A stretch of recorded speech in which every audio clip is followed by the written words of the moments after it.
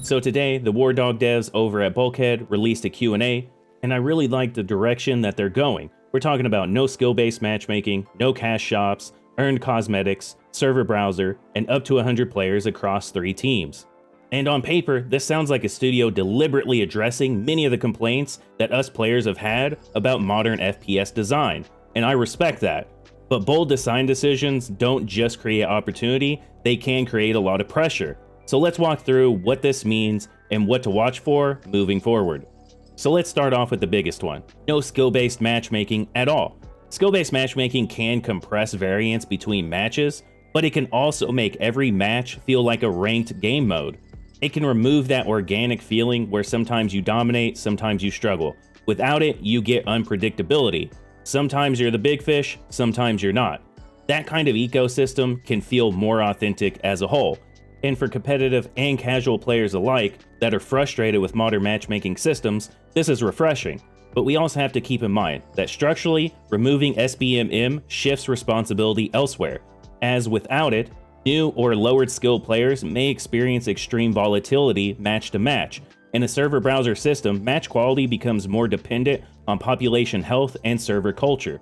If Wardogs is targeting a dedicated 3,000 to 10,000 nightly player base, retention becomes critical. No SBMM increases freedom, but it also increases ecosystem risk. Again, I'm not saying this is a bad thing, it's just that we have to be aware of the possible risks that come with this. Next up, no cash shop. Now this is an area that I really respect philosophically. No paid skins, no buying in-game currency with real money, cosmetics signal achievement, not disposable income. That's a clean design to me. Granted, live service shooters typically fund long-term development through cosmetic revenue, so the structural question here to me is simple. What funds that runway? If it's just box price, that puts pressure on player acquisition and retention. I'm not saying that they're going to pivot, I'm saying that the sustainability matters if the goal is longevity. The philosophy is strong though, so the economics will determine how stable this is, but with some of the hype around this game, if they can maintain that momentum, I think they'll be fine in the long run. Where design complexity increases is when it comes to the 3 teams, 100 players side of things. They said up to 100 players. Admins can set caps for their servers. Players will drop in and out during long matches. That's a realistic approach. But with 3 teams, uneven distribution does become more likely, especially without matchmaking systems to correct those imbalances. What happens if one team drops significantly lower than the others? They also mentioned that winning isn't necessarily the most important thing, personal cash and contribution matters more.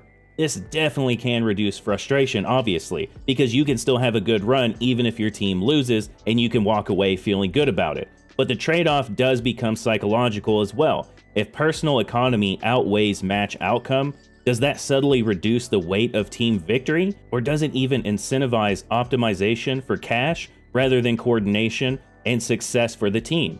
And again, I don't think this is something that is fatal to the game. It's early on, we don't have access to it yet, but it is something to keep in mind and it's worth watching. Another component here is the hybrid realism that they're talking about. They describe the game as somewhere between arcade and realistic. That's ambitious. This could be a sweet spot where we have responsive gunplay without punishing clunkiness and tactical depth without milsim friction. But the middle ground is difficult. Too realistic and arcade players might feel restricted. Too arcadey and realism players might feel like it has lack of depth. Identity clarity will matter here, especially for a niche, dedicated ecosystem like they're trying to create with Wardogs.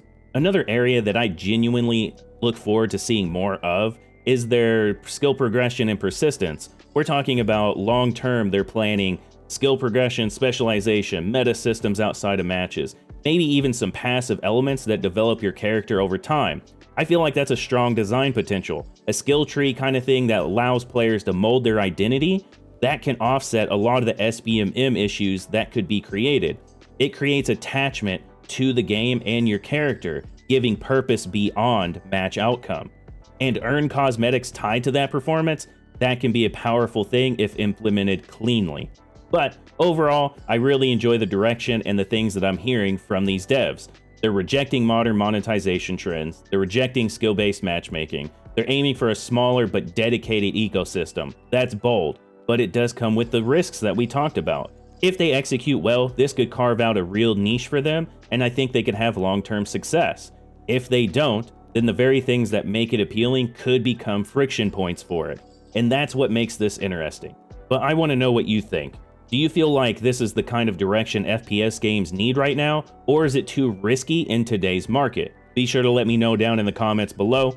I'll catch you on the next one. RAMTEID out.